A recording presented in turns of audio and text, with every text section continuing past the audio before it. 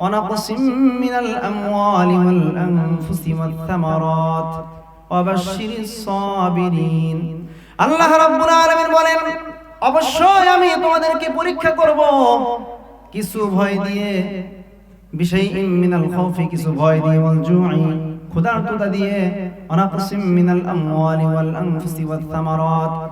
আল্লাহ রাব্বুল আলামিন ডাক দিয়ে জানা দেয়, ও বান্দা, আমি রব্বুল আলামিন তোমাদের সম্পদকে নষ্ট করে, তোমাদের জান ও মাল নষ্ট করিয়া আমি আল্লাহ পাক তোমাদেরকে পরীক্ষা করব। আর এই পরীক্ষার মধ্যে যারা সাবিরিন হবে, ধৈর্যশীল ব্যক্তি হবে, আল্লাহ রাব্বুল আলামিন তাদের ব্যাপারে সুসংবাদ দিয়েছেন। সুবহানাল্লাহ। তাহলে এই দুনিয়ায় কোন মানুষ থাকবে না, সকল মানুষকে এই দুনিয়া থেকে বিদায় নিতে হবে।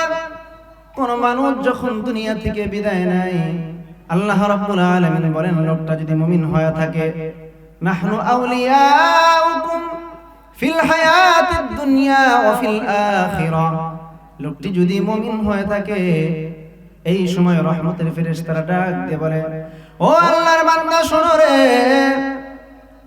দুনিয়ার মধ্যে আমরা তোমার বন্ধু ছিলাম, অফিল আখিরা, মরার পরে আমরা তোমার বন্ধু থাকবো, টেনশন চিন্তা করার কোনো কারণ নাই।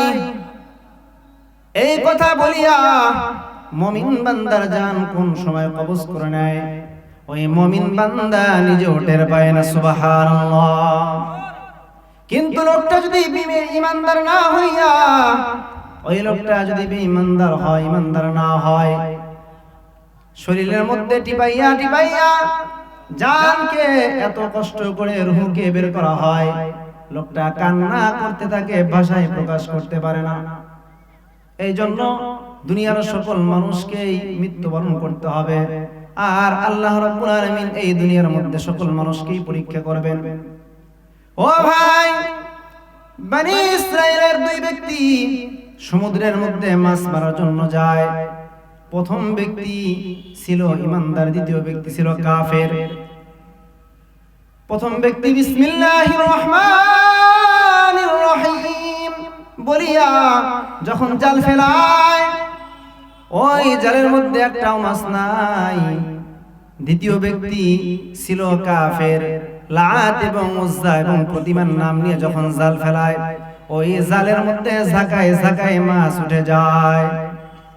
মুমিন ব্যক্তি সকাল থেকে নিয়ে সন্ধ্যা পর্যন্ত জাল ফেলায়, আরে একটাও মাছ নাই। সন্ধ্যা হয়ে গেল, মুমিন ব্যক্তির দিলের মধ্যে আফসোস, আল্লাহর নাম বলে জাল ফেলায়, একটা মাছও নাই। কাফের ব্যক্তি মনে মনে হাসে, এ মুসলমান, তোমার রব তোমার একটা মাছ দাও না, দেয় নাই। আর আমার প্রতিমা, যার নাম ধরে আমি রাখতেছি, আমার এত মাছ দেয়। তোমারে ভালোবাসে না তোমার রব, একটাও মাছ দেয় নাই। দেখো আমার জাকার মধ্যে জাকায় জাকায় মাছ হয়ে গেছে। মুসলমান ব্যক্তির অন্তরের মধ্যে ব্যথা। এই মুসলমান, এইবার সন্ধ্যাবেলা যখন সর্বশেষ আল্লাহর নাম বলিয়া জাল ফেলায়, ওই জালের মধ্যে আল্লাহ রাব্বুল আলামিন সবচাইতে একটা বড় মাছ উঠায় দেয়। সুবহানাল্লাহ। ওই জালের মধ্যে আল্লাহ রাব্বুল আলামিন সবচাইতে বড় একটা মাছ উঠায় দেয়। ওই মাছটা যখন ধরার জন্য হাত বাড়ায়, সাথে সাথে দেখা গেল একটা ঝাঁকি দিয়ে ওই মাছটা আবার সমুদ্রের মধ্যে চলে যায়। মুসলমান ব্যক্তি কান্না করিয়া, দিলটা ভেঙে গেছে, কান্না করিয়া এই মুসলমান বাড়ির দিকে যখন রওনা হয়ে গেছে, রাস্তার মাঝে আল্লাহ রাব্বুল আলামিন মুসলমান ব্যক্তির জন্য ওই সময় ফেরেশতাকে পাঠায় দেয়। সুবহানাল্লাহ। এইবার ফেরেশতা আসিয়া ডাক দিয়ে বলে, আল্লাহর বান্দা, কান্না করো কেন, তোমার কি হইল? আল্লাহর বান্দা ডাক দিয়ে বলে, আমি একজন মুসলমান মুমিন, আল্লাহর নাম বলিয়া কতই জাল ফেলাইলাম, একটা মাছ ওঠে নাই। একটা মাছ উঠলো, ওই মাছটা আমি পাইলাম না।